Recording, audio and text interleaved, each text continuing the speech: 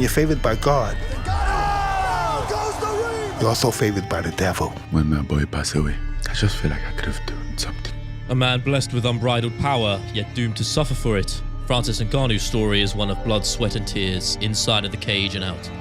Francis the Predator Ngannou!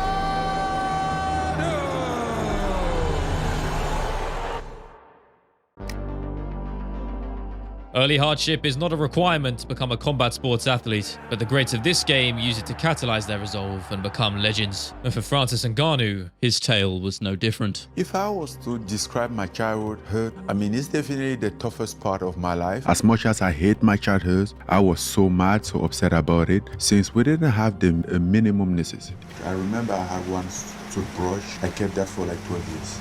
12 years. You're gonna have no food in your stomach. Yeah, I was pissed. I'm like, no, I can't be grateful for this. I can't just sit and be comfortable here like everything is okay. Yeah. In Africa, they don't like that. You have to obey. You have to listen and do what the elder person said. I was 6 years old when my parents divorced. He was violent, fighting, beating his wife up, my mom up, beating us up. I didn't know nothing about life. I didn't know what I want to become in life. But from that moment, I knew something. I don't want to become like my dad. I think regardless of everything, I owe who I am today to my childhood. His father's torrid actions would leave a lasting impact, but Francis was determined to channel that fury, the rage instilled, into something positive. With that fuel, a work ethic unmatched, and from the age of 10, Francis would begin working the sand mines to earn his keep and support his mother. Long hours, hard physical labor, but besides the money, a greater reward was being reaped, even if he didn't know it yet. I think I started to work in the sand mine. I was 9 years old. You're using a shovel to pick up sand and put it in pick piles. up sand or dig sand on the mountain to support the family, to buy oil, to buy food for our scholarship. And it wasn't enough. Sometimes he collapsed and killed people. Growing up doing something like that, it had to be very difficult. Your body must develop very strong from doing something like that. At 10 years old, I mean, it must have made you really fucking strong. Every swing of the pickaxe a step towards physical growth. These seeds planted early would see Francis slowly shape into the future specimen he was destined to be. But as he came of age, new obstacles were making their presence known. With poverty comes the rise of gang culture, petty crime and drugs, and Francis's village was no different. It had claimed many of his friends, the alluring promise of community, riches and power, all nothing but a facade. The same path his father once took, his reputation long established as a street fighter, Francis knew he had to tread a different route. There was an element of my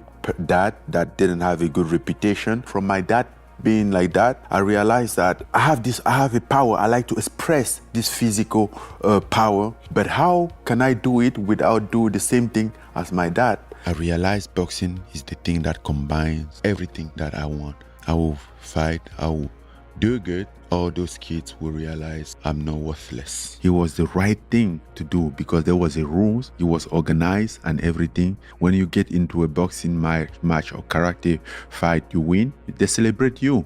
They don't blame you from beating somebody. Francis had the work ethic, talent and physical traits, but that vicious cycle of poverty had shattered any prospect of golden glory. The sand mines no longer sufficed. Doomed to follow the same path as his forefathers, Ngannou had to break free from these metaphorical chains and sacrifice everything to chase his dream. And the very first step to achieving it, a long journey to European shores. I look around, I see people 50, 60, and they were in the same place when they were 20. So you just had gotten to this point in your life where you knew you had to do something. I have a backpack full of clothes and shoes, and it was April 3rd, 2012. I decided that, okay, I'm gonna leave to make this dream become true. You're 25, 26 years old. Your objective was you were going to try and get to Europe? Yes. I couldn't go to the airport and just take a plane to go to France. So how'd I you have get there? to use all the back doors.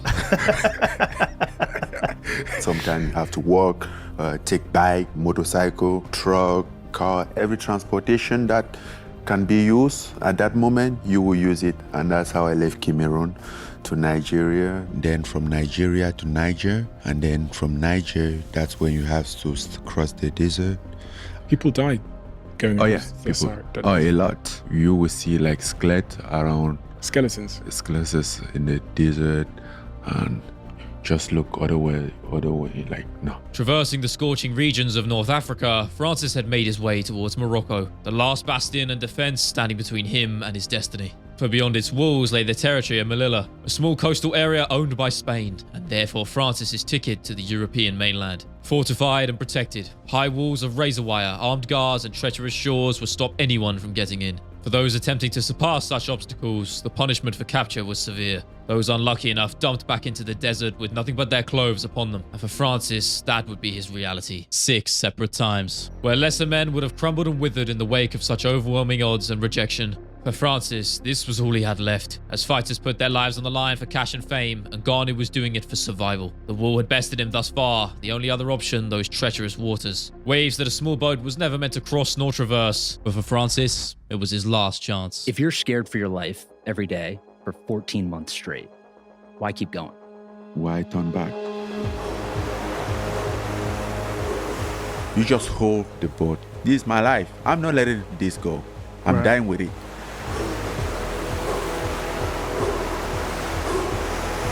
And what was that in your mind that was pulling you? Dream to make it. I knew that if I gave up, I wouldn't be able to look at in myself in the mirror like this. When you got on that Red Cross boat and you knew. April 3rd, 1 year ago, 1 year anniversary. One long journey.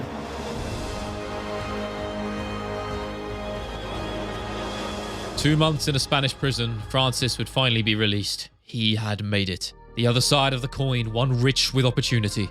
He had no possessions, scarcely any clothes, but he had the drive to succeed. Working his way to Paris through fare skipping and other means, here in France's capital he seeked an in, any opportunity to enter the combat sports realm and finally prove his worth. And soon enough, he would find that chance. Until now, he had made this journey all on his own, but a helping hand from the most unlikely of places would finally see his potential shown, and unknowingly forge a legendary partnership in the process. With the guidance of coach Fernand Lopez, Francis would postpone his boxing dream in favor of a new one. A hard and grueling routine of physical pain and exertion. But here at the MMA factory, he could finally sculpt his raw physical talent into a refined product, and a true mixed martial artist. A heavyweight that even in just appearance was a cut above. The regional scene was not a ground of proving, but one of hunting.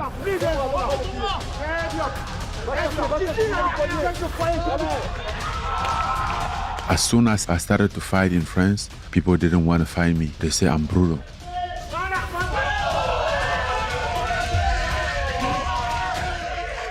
And I'm like, it's a fighting game. The goal is to be brutal.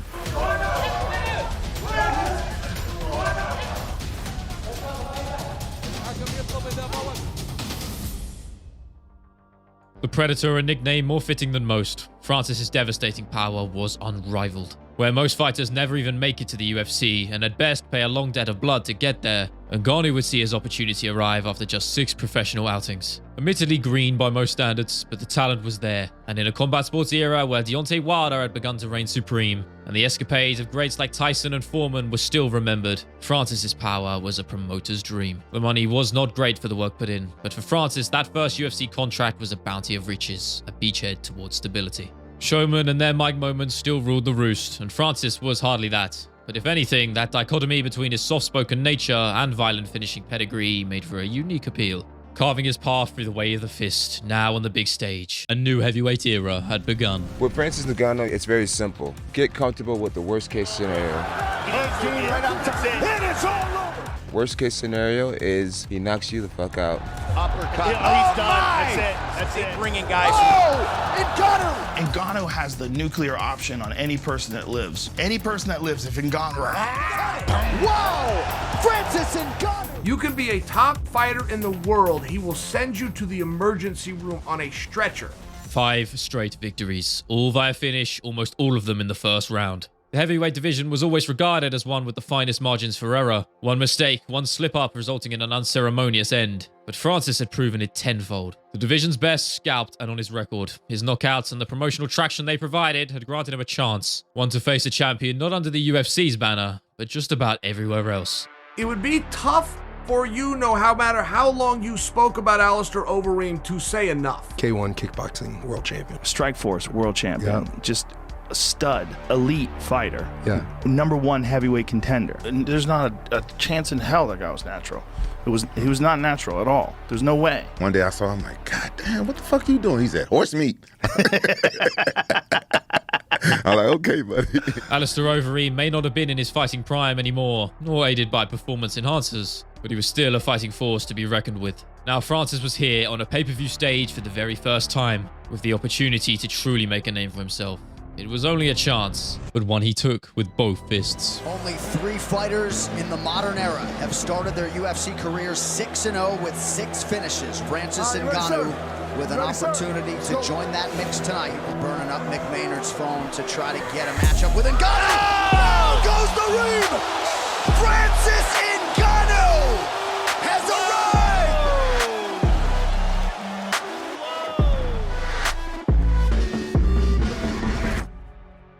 A knockout that still stands as one of the sport's most iconic. It broke the cultural binds of the MMA sphere and exploded into the mainstream. And on a deeper level, it showed Francis's true fighting pedigree. This wasn't just a naturally gifted individual, but one with the work ethic to boot. A man who now had UFC gold realistically within his sights. The masses hardly even knew his name, but they had seen what he was capable of. And for the UFC top brass, all of which motivated by money and numbers, that was all they needed. Dana always wanted his Deontay Wilder, and now he most certainly had one. The only thing missing was a shiny belt wrapped around the waist. And at UFC 220, he would have that chance. Francis Ngannou has the world record for the most powerful punch. His punch is the equivalent to 96 horsepower, which is equal to getting hit by a Ford Escort going as fast as it can. Much like the return of Rousey and McGregor, the build-up here did not shy away from Dana White's desired outcome. Stipe Miocic was an honorable champion and clearly talented, but his draw power was dwarfed by this new phenom. Regardless of opinions, the beauty of this game is that fates are decided at the end of it all, inside of that octagon. For Francis, one last step to glory, and for the King, a chance to halt this hype train where it stood. Francis the Predator Ngannou. First, he must get through the reigning defending champion Stipe Miocic. Tonight's fight clock. In that fight, I did a lot of mistakes, and I learned from it. Oh! Big shot by Stipe over the top. Oh! Every step of the fight, I still have it in my mind. I might have lost this fight, but this fight will be the biggest fight in my career because everything that is coming after this fight, everything that I learned, I will implement that in my game, in my career from now on. Perhaps in many ways, it was a blessing in disguise. Some would argue that Francis had been caught up in his own star power, seeing past his adversary and paying the price. There may be some merit to that, but irrespective of the reasoning, this was a chance to grow, mentally and physically, with the goal of coming back better. But amidst the 6-month hiatus, it was clear those mental wounds worn against Miocic had yet to fully heal. For in a duel against fellow knockout artist Derek Lewis, Francis was gun-shy, far cry from his predatorial rise, a decision which he would pay for heavily.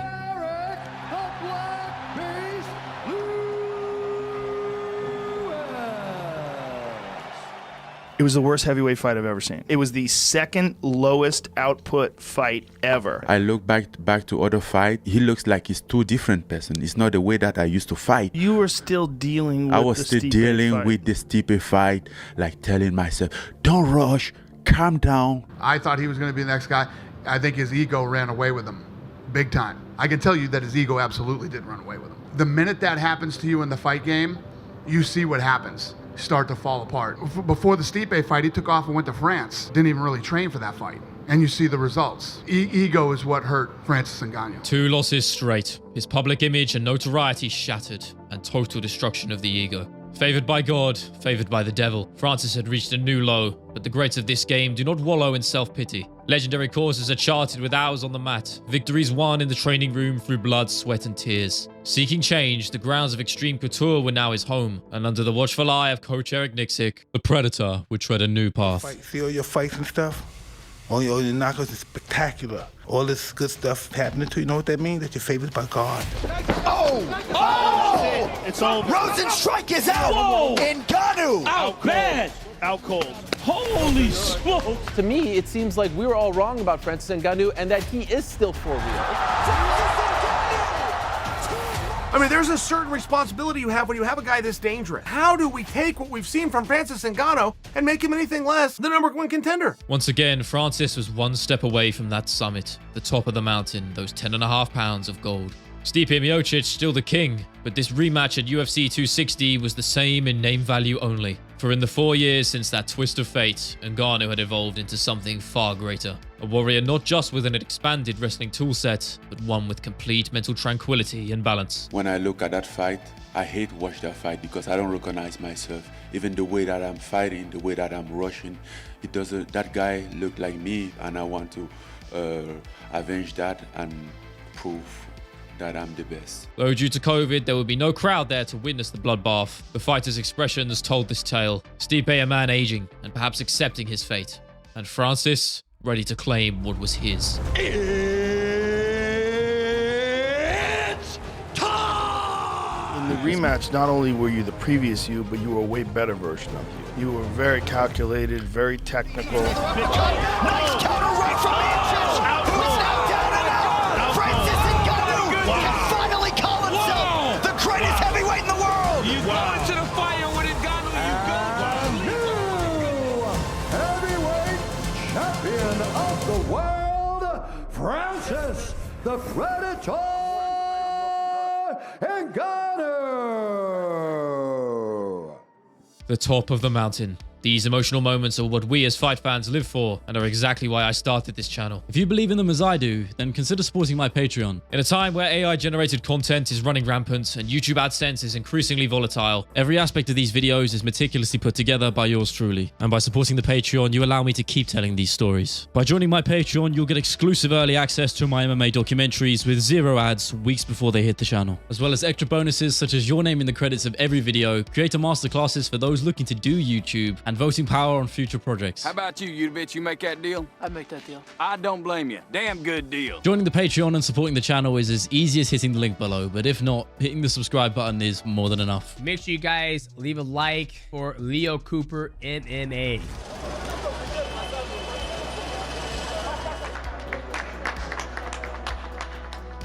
the tale of a champion is often a familiar one. The financial and social boons that come with UFC gold so often swallow the greediest. But in a fighting era of moral bankruptcy, Francis Ngannou was cut from a different cloth. Years in the mines had fortified the mind. Everything he had earned up to now was never taken for granted.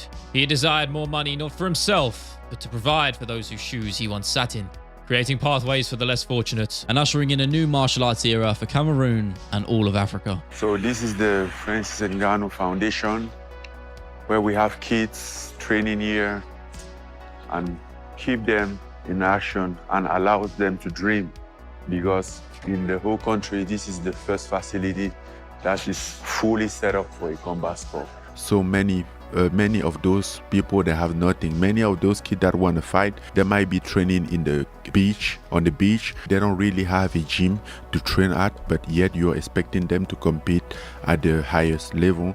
I want to, on my level, to provide a little bit of opportunity to those kids with the foundation. These charitable endeavors were something to be proud of, but for Francis to expand on them, he needed more financial backing. The UFC's firm stance on fighter contracts was no secret, but few had ever dared to speak out against them. Those that did in years gone by had suffered grave fates, shunned, mocked, and erased from the company at the hands of Dana White. Did they threaten to just abolish the division if you didn't take this fight? Yeah. 90% of what he came out and said was complete bullshit. Frank Shamrock is an irrelevant jackass. Nobody's pissed me off more than Tito Ortiz. Because you're a two-faced lion chump. That's what you are, Frank Shamrock. I was going to fuck him up and make him look stupid. Francis shared their same grievances, lack of freedoms under contract and of course a low rate of pay. Whilst the world's top heavyweight boxers were earning a bounty of riches for every duel, win or lose, Francis's fee as the reigning UFC champion was netting him just $850,000 to show and double it for a win. But here Ngannou had leverage. He remained one of the company's biggest names in a post-McGregor era that sorely needed star power. Challenging the boss was a scary prospect, but when you've suffered through desert sands, scorching heat and crashing waves to find freedom, this was nothing in comparison. I think the biggest mistake that the UFC did was to try to mistreat me or to massage me up. That can work on me. I am nothing. I have no say in my career. If I'm still in that contract, I'm giving away all the power in a contract that is not giving me any health care no, that's out of option. I want this. Oh, that's out of option. When you kind of like think about those stuff, you're like, this contract is messed up. This is not a contract. This is the ownership. I think the way that the business is set, they pay you whatever they want to pay you. They let you pretend that you're negotiating while you're not negotiating. I don't want to be owned by somebody. I just want to be free. Recently, they signed a huge deal with Crypto.com. That was a good deal for them. Francis had everything to lose in speaking out. He was campaigning not just for himself, but his fellow athletes too. But alongside, the Predator lay with responsibilities inside of the cage too. A first title defense against French phenom Bon Gamin, Cyril Gane. And with the context of Francis's newfound feud with White, this bout meant something far more. For loss would see any negotiating power cold instantaneously. But victory, everything and more. Just as he had always done, Francis was betting on himself. Decision and still the undisputed champion of the world, Francis Ngannou. It was telling of the bad blood between Francis and the UFC kingpin that the latter was not there to wrap the belt around his waist. Against all odds, the fighter had prevailed, but Dana, stubborn as ever, would still refuse to cater to Ngannou's contract demands. A relationship once tense, now fully broken. Francis would depart on his terms, free to carve his own path in other regions of the combat sports world. Dana would play the stoic role, refusing to fully admit defeat, but Francis and the rest of the world knew the truth of the matter. We offered Francis a deal that would have made him the highest paid heavyweight in the history of the company, and he turned the deal down. He doesn't want to take a lot of risk.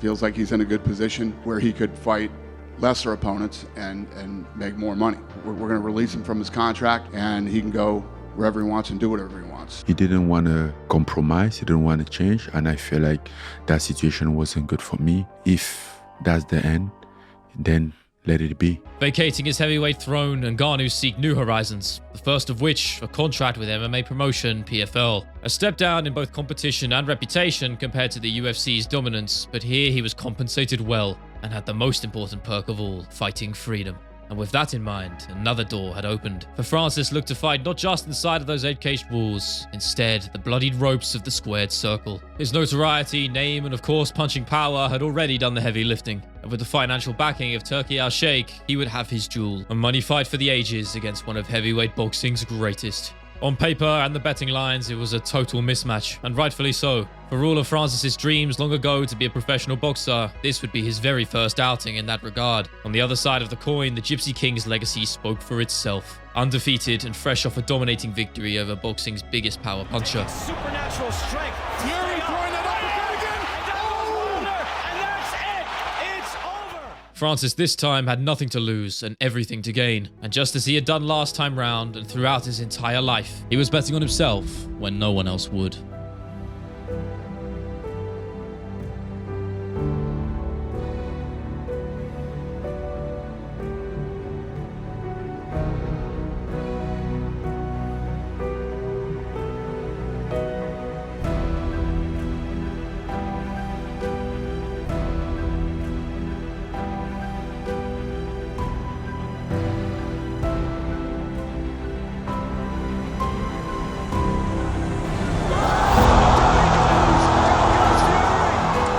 When you dropped him in the second round, I jumped off the couch. I jumped in the air. Ngannou lands the big shot, and the heavyweight champion has to pick himself. My family that I was telling you about, they were sitting in the first row watching that fight. The dream that I was carrying since I was a kid, I was that night living that dream on top of the world. I was there.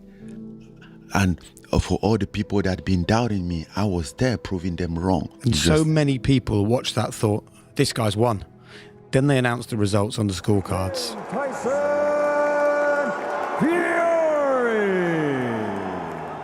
I mean, I won. Look at me now. Look at my life. You got paid, I read, many times more for that one fight than you got paid in your entire UFC career?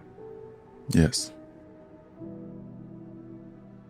That single shot would forever define Ngannou. Defiant in the face of overwhelming odds. He may not have come away with his hands raised, even if many thought he deserved to, but that scarcely mattered. He had put a boxing legend on skates, sticking it to Dana White and the world in the process. The former would do his best to play the events down, but the truth was clear. Even in loss, Francis had secured generational wealth in just one combat sports outing and solidified himself as a fighting legend. And when he dropped him, he shook up the world, man. Like, literally, I think Conor McGregor's hair plugs popped out in the first row. It was that much of an unbelievable moment, and it wasn't a fluke. No experience, trains at an MMA gym, at least 37 years old. Oh, by the way, he just came off of an injury. It doesn't even matter what the scorecards read. The fact that there is a discussion means that Francis Ngannou defeated Tyson Fury in that boxing match. How do you think Dana White feels about what happened on Saturday? Who cares? I think you have to send him an invite so you could ask him. I would like to know too. On top of the world in just about every facet, Francis had won, but remember the saying, when you're favored by God, you're also favored by the devil. And the latter's clutches are about to tighten further than they ever had before. Well, don't get much bigger. Anthony Joshua, Francis Ngannou, UFC champion and the man who dropped Tyson Fury in his boxing debut. I get in the ring, wasn't feeling myself. The first round, when he knocked me down, like, I fell and I was like, did I slip? Did you feel like yourself? No. Not at all.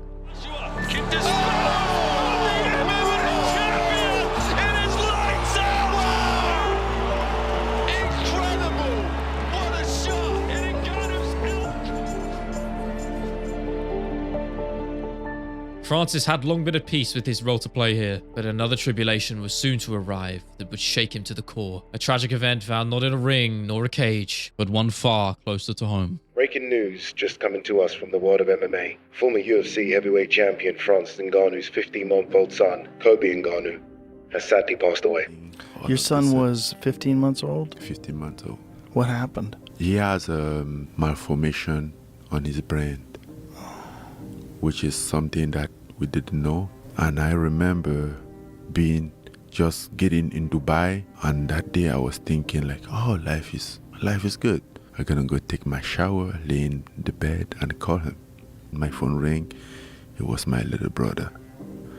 Say, bro, things are not going well here. I'm like, what? He said, Kobe pass out, he's not breathing. I call again, and I'm like, what's happened? He's gone. Just like that. He's gone. What do you mean he's gone? In the moment that in your life you think that you have it figured out, is the exact moment that you realize you have nothing figured out. You can control shit. You think about everything and you really like, what's the purpose? What's the goal? If it's gonna end up like this. What's the purpose of fighting if I will end up not being able to fight for the only person that I can fight for? There is nothing to compare to such a loss. The passing of your own flesh and blood, unceremonious, undeserved and cruel.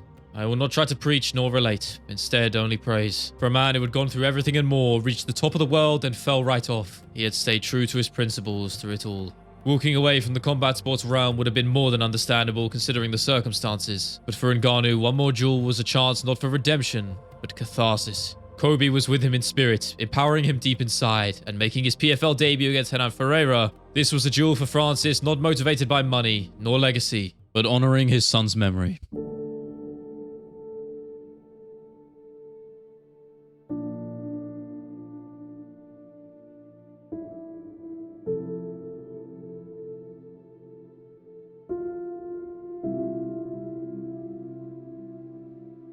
Inside, and he is unleashing thunder from. Oh, he's out! Oh, he's out! Hernan Ferreira in big trouble, and he's down, and he is done. The king has returned.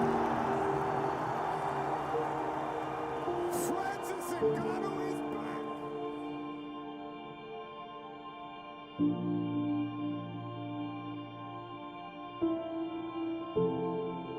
Francis, the Predator! I don't know. I can't just think about anything than my son Kobe. I hope they can remember his name, because without Kobe, we wouldn't be here tonight. I wouldn't have fight. But thank you everyone for coming. I just want to say, please, remember my son Kobe. And then I dedicate this for him, this for Kobe. Thank you. The image of a heavyweight great, a picture of old age stoicism and masculinity, expressing his emotions on the grand stage. Powerful, raw, and real. He had spent many years running away from his pains and struggles, but in becoming a fighting legend, he had finally learned to carry those burdens. His son's passing was the first of many cruel twists of fate. Favored by God, favored by the devil. Francis was no longer wrestling with that fact, but embracing it. His blessing, his curse, both had shaped him into the warrior he is today, and perhaps more importantly, who he is as a man too. I've always said the man's an inspiration because it's like the people's champ. People can relate to the struggle. So I could relate to Ngannou's struggle. I just want to say one bad moment doesn't make up the whole picture. Well, like, think about how many dreams, like, people can unlock from Africa, like, because they see one of their own. You get me? Like he's unlocking, like, hope. D'espoir que les choses sont possibles. Si tu le souhaites, si tu veux le faire, tu peux être capable de pouvoir le réaliser. I have all the faith in the world that you're gonna see so many more Francis Ngannous, right? So many more people that are going to bet on themselves out of the continent of Africa just because of what Francis chose to do long before any of us really knew him. People are so afraid to fail that they don't even try. And I think that's the failure from not taking action. The failure is not taking action, it's not even trying. That's when you really fail.